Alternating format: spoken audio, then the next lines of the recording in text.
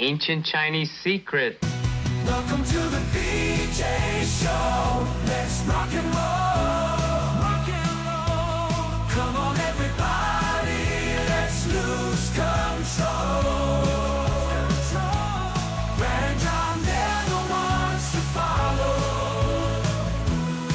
Yeah, ready for the ride. It's the BJ Show. BJ Show. I can see the flags flying in the air. I can see people as the BJ Show van drives through town. People waving. Oh my God, it's the Brad and John Show. Oh, America, apple pie. Not baseball, but American pie, American apple pie, two things. John, what do you think, huh? Yeah, it's majestic, Brad. I mean, from the barbershop quartet to the original theme song, like I see the flags waving. Now, the pro-Hamas reporters or protesters would come rip those flags down, Brad. But they'd still be flying. We got to get into the top three here, and I get a habit of not necessarily jumping right into top three, which I should. But let's just mention one thing at the top of the hour news, which we just played. They talked about the fact that they're negotiating with the students, and they're negotiating in good faith to leave the area. You know, they need Chuck Norris to come in there and negotiate with the students. You know what I mean? That's what they need. You know, we would need Chuck Norris, or we would need the great Democrat Chicago mayor Richard Daley would come in 1968, and he'd clear that stuff up. Right. Brad. The Democrats' convention is just going to be great this year. It's going to be joyous. Oh yeah, you're right. Daley would come in and have his police come in with the old hickory wooden nightsticks and bust a few heads, and things would be now, over. Brad, real quick, can you hear me okay? I hear you fine, yeah. John great. This is day 3 of John doing. John has decided that he no longer wants to be in a sterile studio where he's normally at, and he wants to be out with the people. He wants to be rubbing elbows, and he wants to be smelling that marijuana smoke that's wafting out of the people's cars' windows as they're at the stop signs and at the school drop-off lines. That's what John wants. That's what I want to do. Now, Brad, you purchased from St. Louis Public Radio a soundproof booth that, according to your cough this morning, it sounds like you might be using it as an iron lung. Is that true? I'm not doing too well this morning, John. Hopefully I'll make it through the show. I don't know what it is, and it very well could be my stupid allergies, which I've had since a young kid. But anyway, I'm going to tough it out. Unlike the students who live, the students who are camped out in front of Columbia University in Ralph Lauren tents, I'm going to tough it out, and if worst case scenario comes, I might even call my doctor, which is a rare occurrence for me. Okay, it is time for us to do the top 3 every single day. John puts together a list, a quite substantial list. We're not talking any wimpy list. This is like a mother of all lists kind of lists, where he puts all the events that are happening that either happened yesterday or they're happening today in and around the state that impact the state. Sometimes it gets into the federal D.C. area because of the fact that it's guys like Josh Hawley making the news, things like that. He puts that together, and then our start of our show is John distilling what he says are the top 3 things in his list. We bring in this guy who counts them down. Now on with the countdown. And he starts off with... In third place... Yo, Brad, can I borrow some of your bud, man? You got some of that... You got some of that Blue Dream. You got some of that OG Kush, Brad. Did you hear what happened this weekend at the dispensaries, man? No, tell me. Did you hear what happened, Brad? No, tell me. Whoa. Check it out, Brad. At the dispensaries, the software went down. That's right. On 4/20, the great pothead holiday, which was Saturday, the state's tracking system, Brad, the sales system, the dispensaries in Missouri and other states used to track cannabis sales could not handle the pressure of 4/20 sales, Brad. You know the best part about the software failing, Brad? That it went up in smoke? It did go. Oh, there you go. The Brad's cleared Cheech and Chong influence. No, the best part is this exact same crash happened last year on 4/20, but the software company wasn't ready again for the second year in a row, Brad. Now, as you can imagine, cannabis dispensary operators in the cannabis industry is outraged. To be fair, the software outage and the fact that the servers were down and the servers were running, Rebecca Rivas, who's a content creator at the Missouri Independent, described it as the software was moving at a snail's pace. The servers were moving at a snail pace. However, to be fair, Brad, some dispensaries had no trouble with their software. Some dispensaries had a lot of trouble and missed out on a lot of sales. And so they're quite unhappy with it. For their part, the company, Brad, take a wild guess what the name of the software company that helps companies distribute marijuana. What's the name of the software program? Cheech and Chong Incorporated? Close. I'm going to sing a little ditty for you. Pass the Dutchie on the left-hand side. Pass the Dutchie on the left-hand side. The name of the company is Dutchie, Brad. Can you believe it? Well, okay, first off, you've brought up something that I was unaware of. So, in other words, this is like a POS, a point-of-sale system software they're using? Like with all and according to Rebecca Rivas, who, by the way, to be fair, is a really good content creator at the Missouri Independent, she says that it's used that this same software is used by companies like Walmart and Home Depot to track inventory. Yeah. And Missouri has a really unique, what they call seed to sale process where they track all the marijuana. Do they put a barcode on each like marijuana plant or something like that? Or, I think so. And then when you smoke it, Brad, the barcode actually goes in your brain and it goes to the Gates depository. Oh, man, John, you know how I feel about this. I just shake my head. And can I be honest with you?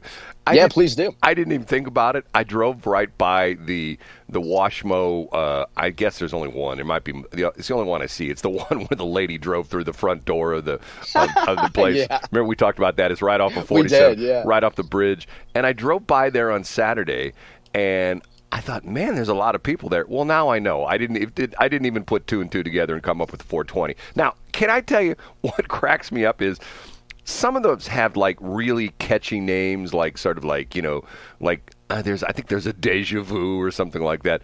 This one is Missouri Health and Wellness. And I'm going It sounds like you could do some yoga and get some Ozempic there too, Brad. Well, I'm thinking to myself, there used to be a place, and I'm not kidding about this. There used to be a bar on Airport Road across the street from McDonnell Douglas.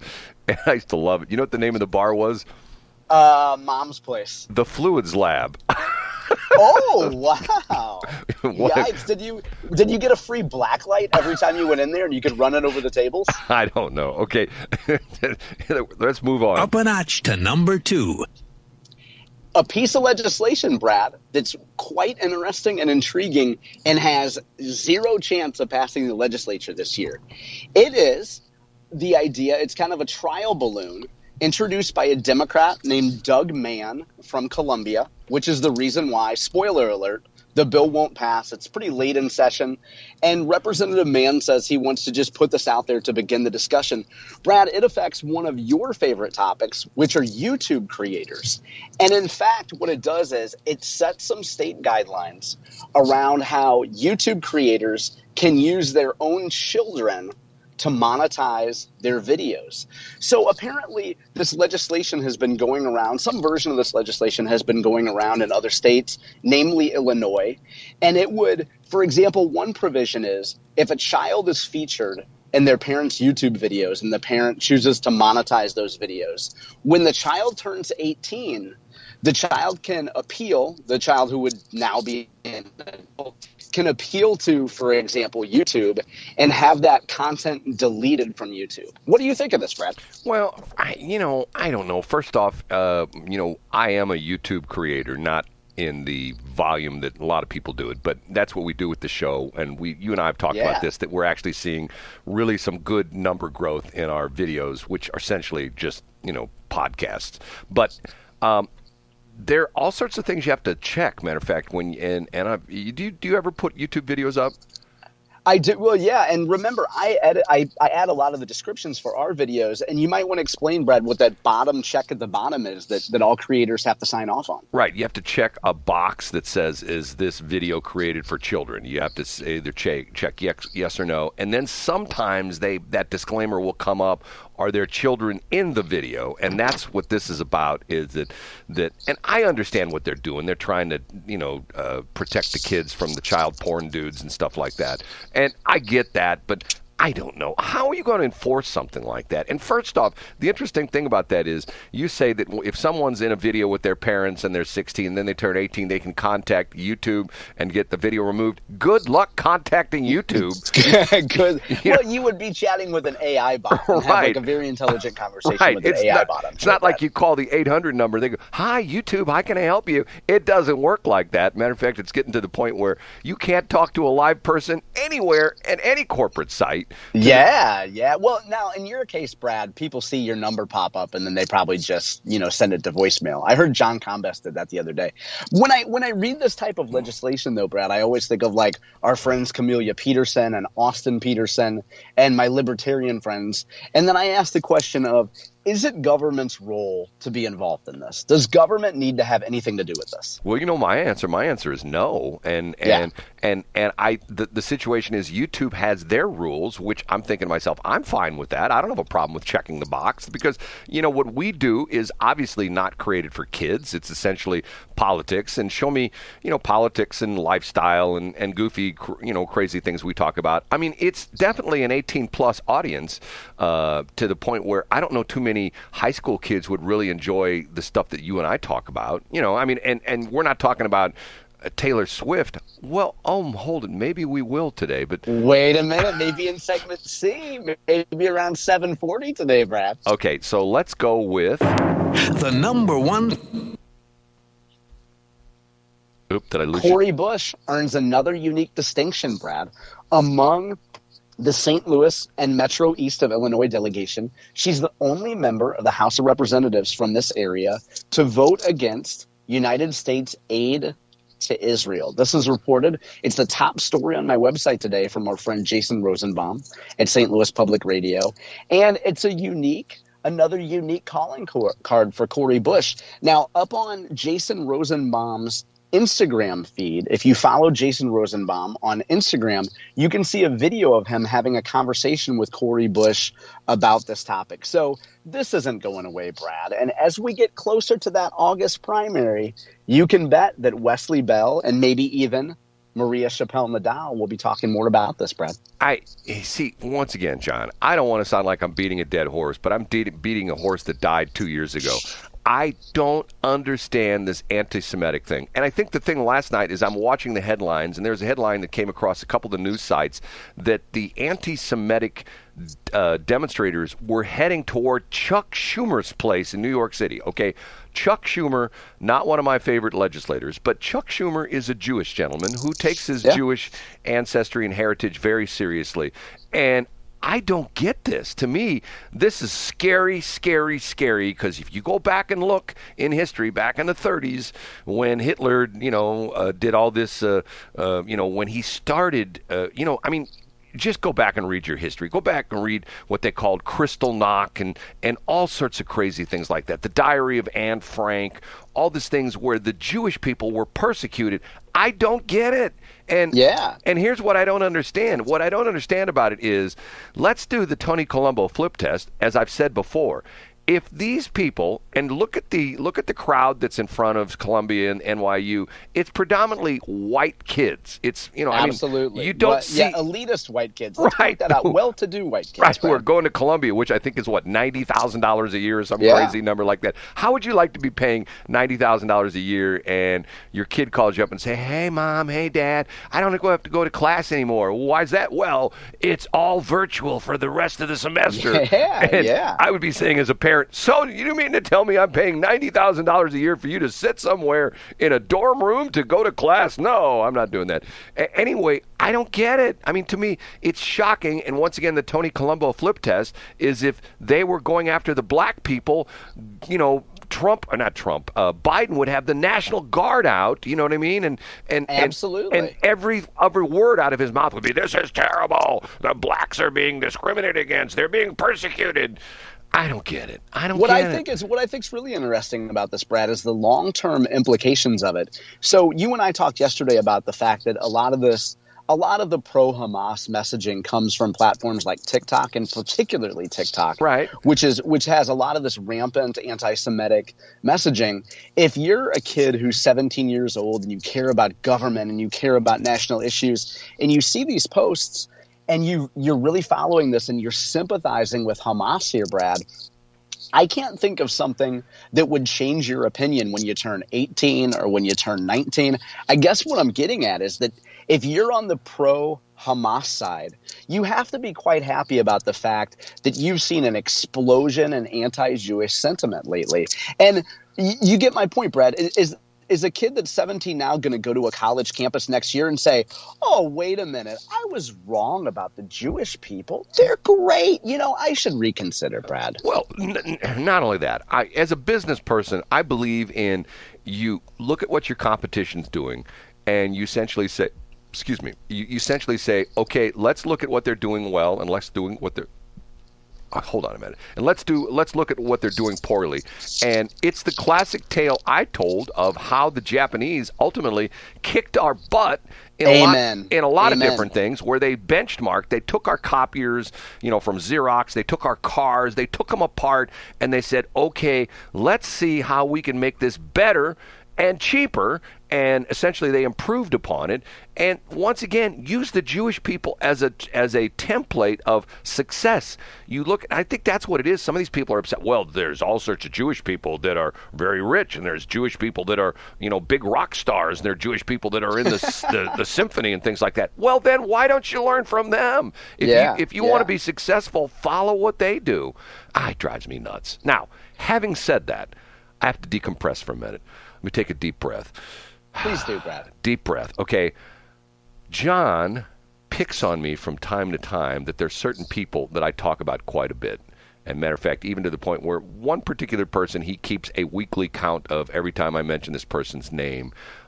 He says, this is mention number 8. Well, that's right. John has a crutch or a tell as well, too. And I don't pull this on him. He talks about one particular person quite often. So I decided that what we need to do as the BJ show needs to honor this particular person with the BJ singers. The only problem is we didn't use the BJ singers for this one. We use the BJ rappers. Chilling in the heat, Scott Faughn on the beat, feeling so complete. From the cities to small towns, we keep it real. Making noise in the game, can't deny the thrill. The show me state where the stories unfold. Politicians and scandals that never get sold. Scott Faughn, the Missouri Times, breaking the news, shining light on corruption, exposing the blues.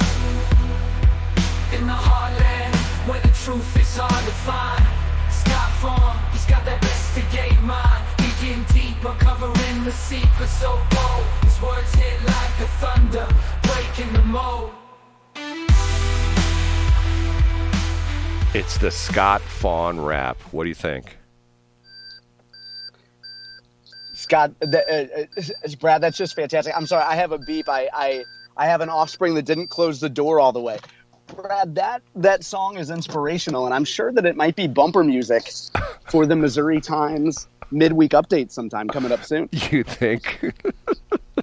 I think so. You know what? We should now. Are we going to be able to download that on YouTube, Brad? Yeah, I'm going to put that up on YouTube later. See, here's the reason why I didn't put it up on YouTube, because of the fact that John looks at the YouTube. I usually do these things at night, and then John usually goes and looks at them, and he knows exactly what I'm up to the next day. Well, I did that on purpose. That's true. This was a great surprise in real time, Brad.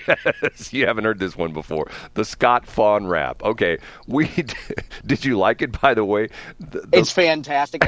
And to be fair, Brad, I was handling an ajar door and a beep and a car. Thanks to that software outage on 420, I don't have my usual stuff to keep me mellow in the carpool lane, Brad. I'm not going to touch that. Okay, we need to move on. We need to take a break. We'll be back. Thanks for checking out the Brad and John Show podcast. This segment of the show is brought to you by John Combest's book, Stalking, Harassment, Internet Trolling, A Guide to Recovering and Rebuilding After Online Attacks. It's a great reference if you've ever been the unfortunate target of a social media attack. It's available on Amazon. Just search John Combest. That's Combest. John Combest, and the book will show up in your search results. Now it's time for another segment of the Brad and John Show. Can you handle it?